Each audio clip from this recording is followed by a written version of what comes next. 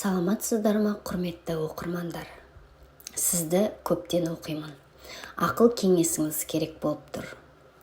Балам бар, жасы 18-де. Өзі аңқау, жұмсақ мінезді. Осы балам жақыннан бастап көшеде, паркте бір қызбен танысып қалған. Жасы 15-те екен. Енді баламның басын айналдырып жүр ана қыз. Әке-шешесі қайда екенін білмеймін. Бірақ кезбей қыз екен. Әр жігіттің үйіне барып қонады.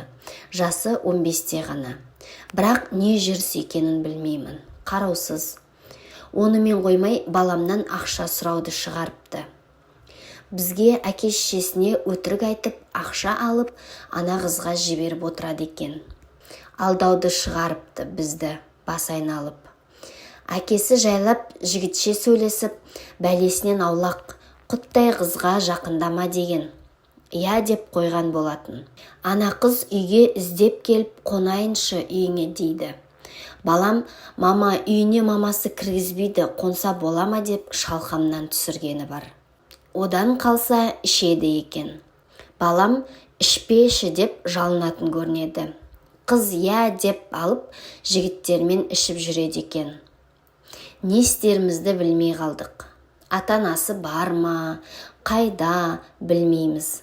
Не істеуге болатынын да білмей басым қатып жүр. Балама жоламашы деп жай айтып көргем. Ол айтады, көмектескім келеді, ішпеші деп айтып та жүр екен. Ол қыз ешем міндет сынып, ақша жоқ қазір ішетін деп басынатын көрінеді. Сонда ата-анасы қайда қарап отыр. Қыз бала болғасын қарап отырмаса қазір қиын. Еріп кетеді ғой әркімге бір тайып кетсе. Ақыл айтар адам болмаса даладан іздеп кетеді. Енді мына балама қалай жеткізерімді білмей отырмын. Ақыл кеңестеріңізді берсеңіздер.